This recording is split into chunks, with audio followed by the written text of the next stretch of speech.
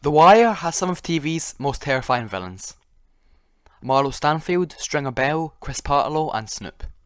In this video I'm going to go over why The Wire has TV's most terrifying villains.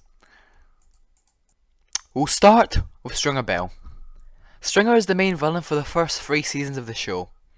He's shown to be a businessman going to university, studying economics courses, buying real estate and using his knowledge from university and using it in the Baltimore drug trade. This is one of his strongest assets, as it shows his level of intelligence and understanding of business is very good when compared to his rivals in the drug trade. The first truly terrifying thing Stringer does is kill Brandon. Stringer receives word from D'Angelo that Wallace and Put spotted Brandon, which causes Stringer, along with 3 of his men, to pose as police officers and abduct Brandon and torture him to death.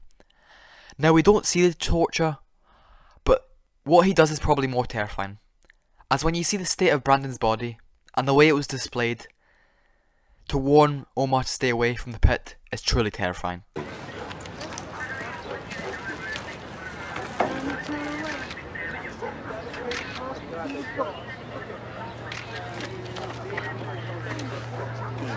Stringer continues with his actions, like ordering the assassination of his boss's nephew, showing that Stringer is really the one in control of the Barksdale organisation. Also, he later sells out Avon's location to Bunny Colvin in order to get Avon out of the way to ensure that Stringer could be in charge of the Barksdale organisation, and turn his illegitimate money and invest it into a legitimate business. I think what makes Stringer Bell terrifying is his intelligence and street cred. Everybody in Baltimore did not, apart from Marlo, want to mess with Stringer, as seen when he was willing to kill a police officer and injure another one, as shown during the Orlando hit. Signal 13! Signal 13! Gunshots! Gunshots! Show steady line! Next is Marlo Stanfield, the smartest villain in the entire show. Marlo kind of came out of nowhere, as before season 3 he is neither seen nor mentioned, but despite that he is way more evil and terrifying than Stringer. Take for example when the police say this. Marlo Stanfield, aka Black. The boy's a spawn of the devil, King. I see. Showing us that even they are frightened by Marlo. Marlo is known to threaten almost everybody he comes in contact with, the likes of Fruit and Old Face Andre. The thing that makes Marlo terrifying is his complete lack of emotion and disregard for human life, and disrespects multiple people like Bodie, who Marlo doesn't even acknowledge. Goes after the Barksdale organisation despite having a meeting with Stringer via ordering multiple hits on his gang, killing Prop Joe and admitting to the members of the co-op he did it without any hesitation or care. And probably his most terrifying moment, killing the security guard after being seen by a security guard stealing. The guard confronts him. After this, Marlo orders Chris and Snoop to kill him, just for disrespecting him, showing how fragile Marlo's ego is that he's willing to kill a security guard who poses no threat to him just for doing his job. I've already made a video on Marlo, so please check it out. Now obviously Marlo is terrifying, but he would not be as nearly as terrifying as if it wasn't for his 2 trusted associates, Snoop and Chris. I'm gonna go with this right here, man. How much I owe you? $669 plus tax.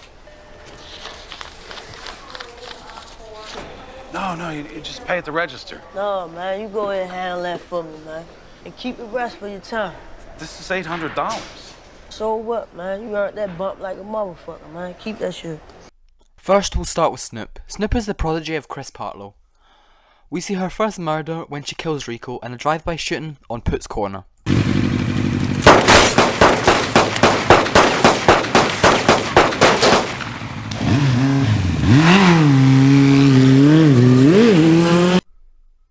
We see she's a very capable member of the Stanford organisation, committing multiple hits with Chris and without him, even helping him with an unsuccessful hit on Avon Barksdale. What makes Snoop scary is that despite being quite evil, she's a very funny character known for her signature yerp noise. Take for example, Snoop is tasked with killing somebody. The people in the car want to do a drive-by shooting, like Boys in the Hood. Snoop says it's a bad idea, but lets him do it anyway. Where this happens. Man, ain't even hit nail one of them. This nigga is wild.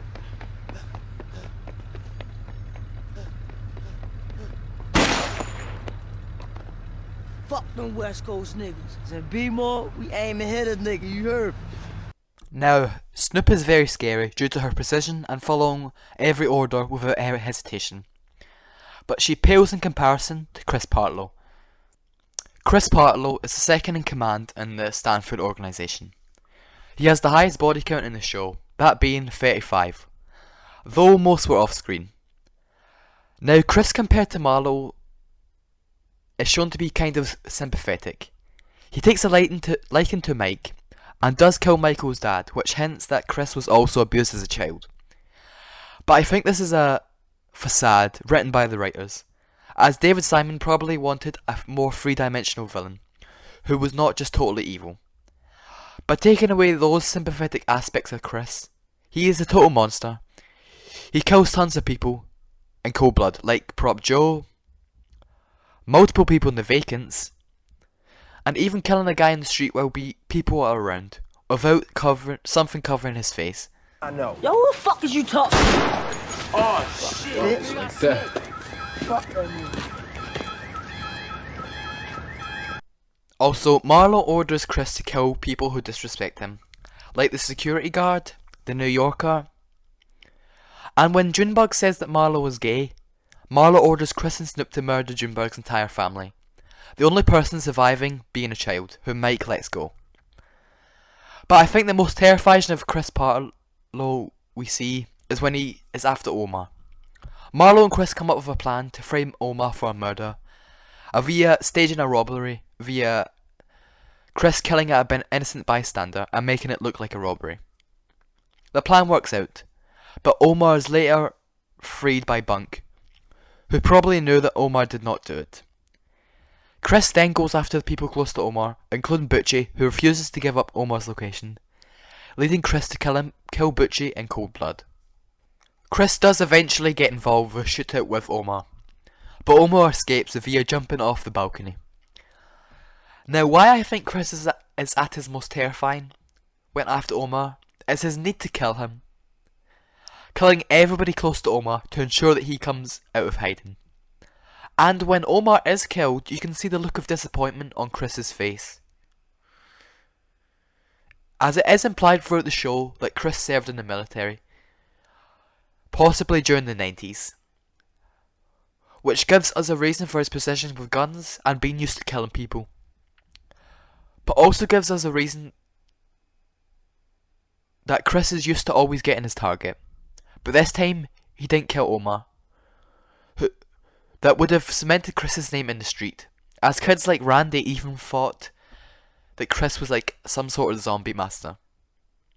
Chris would have made his name in the street for killing Omar, who was already an enigma in the street, but alas, he didn't. So hopefully I made my case for why The Wire has TV's most terrifying villains.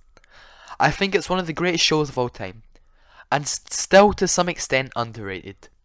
So that's my opinion on why The Wire has TV's most terrifying villains, as no other TV show really makes you think that these characters are real and despicable, and really do these acts, and they haven't even got justice, which is why these villains are truly terrifying.